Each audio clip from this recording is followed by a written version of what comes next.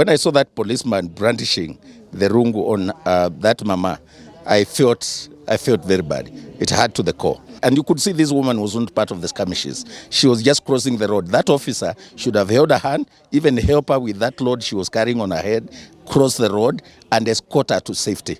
But instead, he seems to be very casual with an old woman brandishing that rungu. What's up, viewers of Mungai Eve Media and Eric Mukabwa, and as you can see, we are live from Ongete Rungai at the Thanksgiving concert of the one and only Deno Music. Pia unaweza kumwona tuko naye, na pia we have the CEO Music Copyright Society of Kenya, Mr. and Dr. Ezekiel. Yes. Yeah, Dr. Ezekiel. Nimeshimu. Mko vipi lakini? Tuko sawa kabisa. Tuna celebrate, tunasherehekea. Unaona Deno ako na furaha, tena ameandama. Unaona jinjaki? Sasa yani leo tumejitolea, tunawachosha kuwachosha. Kwa maana 15 years in the music industry is not a joke. Many people came and disappeared within a year or two. Deno is the evidence that disability is not inability, that you don't have to succumb to your situation, that you can give hope even when people expect you to be the one who is an object of pity. Deno has refused that narrative. He has refused to be an object of pity. What he wants is support, celebration, watu wa kusimama na yeye, watu wa nguvu. Ndio maana leo nimekaza vitu zote nikasema Deno siku ya my brother. Yes, na nimeshukuru sana kumuona ako na marafiki wengi.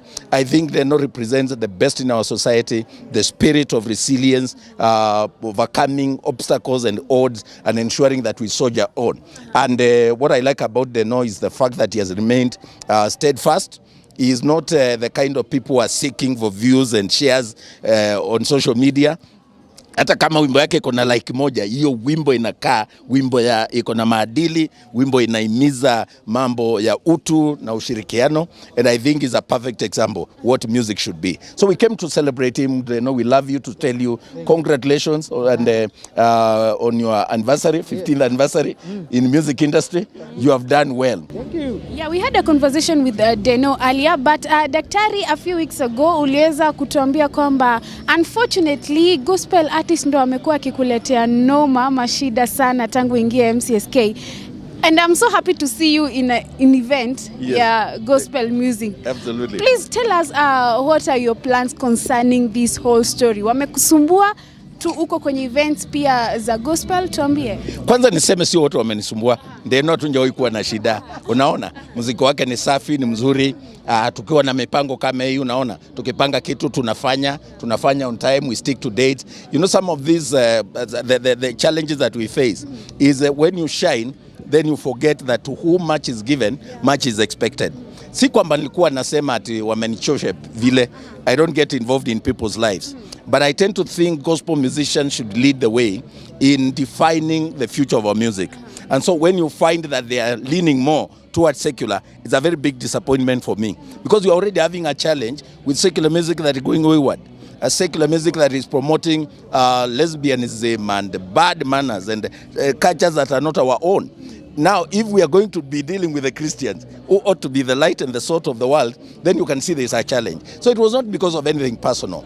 But then there are also all these challenges about discipline and personal etiquette, that if you have an event and it's this time, you keep to the time. If I give somebody, there's a musician, a big musician, and majority of them are like that. You give them an appointment, somebody comes 3 hours later. And they have kept you and they are not apologetic. You know, so you look at this and say, well, there's a problem, because this is a person who should have led the way. That sense of entitlement, you know, the sense of entitlement. Hata wengine unaonanga, naongea na mabishops, unasikia uchungu. Mabishops wengine wamesema hata our big musicians, they will not be performing in their churches. Kwa maana kuna shida. So my comment was in terms of, hey, let's have a self-introspection, because tukiendelea namna hii na si ndio tunatengemewa, itakuwa shida. Na sisemi kwamba secular music does not give advice, does not give moral values. It does, but I would expect more from gospel musicians who know the way, and I would expect them to give me less trouble. So these are the issues we are speaking about. We are going through challenges, mental health issues. Majority of the people that we are dealing with are actually gospel musicians, because they have been caught in this kasumba ya views and shares on social media, and that's what we are trying to redefine. And some of them also to understand how music corporate society works. The day I posted that comment, and a very big beef with one of the leading gospel musicians who was saying, he doesn't see what the work of CMOs. And I was like, sitamtaja, lakini I was like, if you're a member of a SACCO or a football club, you don't condemn unless you're outside, because MCSK is voluntary. So I was like, we can talk, we can have a way of ensuring that we have structures, and we don't seem to be condemning our own. This toxic spirit, which is also in the you can see people condemning government, you're not providing solutions, is also a problem. So this is what we are dealing with. Yeah. Now, Daktari, because we have seen you in this event, and I know what many people will ask is, are we going to see you also in other events? Because you are the CEO of the Music Copyright Society of Kenya. Are we seeing you also in other events? Not necessarily. Tomorrow I'm in Gatundu for Garuya Junior. He has a big event at Gatundu Stadium. We are all over. So we don't discriminate. Where we are invited, we go, but we try as much as possible to ensure that we support all our members. Yeah. Lastly, jana tuliweza kuona you stated something about maandamano, because there was a picture that was going viral of this lady. Yes. And it didn't go well with most Kenyans. It didn't go well with me either, because I think that when I saw that policeman brandishing the rungu on that mama, I felt very bad. It hurt to the core. Because even in times of war, women and children are supported, they are protected, or at least spared the wrath of such. And you could see this woman wasn't part of the skirmishes. She was just crossing the road. That officer should have held her hand, even help her with that load she was carrying on her head, cross the road and escort her to safety. But instead, he seems to be very casual with an old woman brandishing that rungu. So that is what really annoyed me. And I think it's a retrospection also on the part of the police. They need to be trained to be human. I think utumishwa wote means exactly that. And to see someone treating an old mother like that speaks about the moral, the where we are, the moral decay, where we have lost our values, we have even no respect for our elders. And of course, saidia labda polisi watajitetea, but what's the way forward? Because of course kumesemekana kutakuwa na maandamano, of course kutakuwa na security.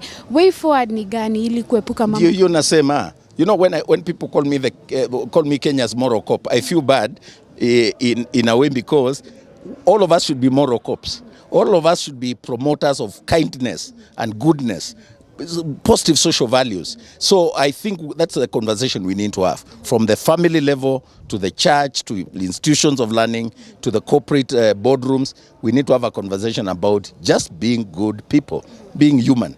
If we can have that conversation, society will not become as toxic to the point where that guy feels nothing. I think all of us can have a conversation with ourselves on how we can become better human beings, to support one another, not torture one another, not injure one another, not wish each other, bad things, but support and wish each other well. Yeah. Mheshimiwa, naitwa Ezekiel Mutua. Nashukuru kukuona. Nina swali kuhusu huyu kijana yetu anaitwa Vida Haririchi. Nikinukuu ulisema kuwa yeye angekuwa ameregister kwa na MCSK. No, he's a member. Angekuwa na pesa nyingi sana. No, what I was saying, unajua wakati ule alitoa ule wimbo wake alikuwa na trade. Nilienda kwa waziri Ababu na Mwamba. Nikamwambia unaona huyu kijana, saa hizi MCSK ingekuwa na license na tuwe tunaokota, because music goes with waves. Huyu kijana angenunua nyumba na ngari, huu ndio msimu wake. Ni kama msimu wa kuvuna. But when someone produces a song like that, it will trade for a while and alafu iache kutrade. Kama wakati ule ilikuwa ina trade, atukumuokotea, you will never recover. Because music works with waves, seasons. Wakati wimbo ulikuwa mpya kabisa, niliona picha zikienda mitandao viral sana mkiwa na yeye, kama mnasaini makaratasi. Kwa nini labda hakusaidika na tunasikia anateseka sana? Hatukusaini makaratasi, alitutembelea. Ni member wetu.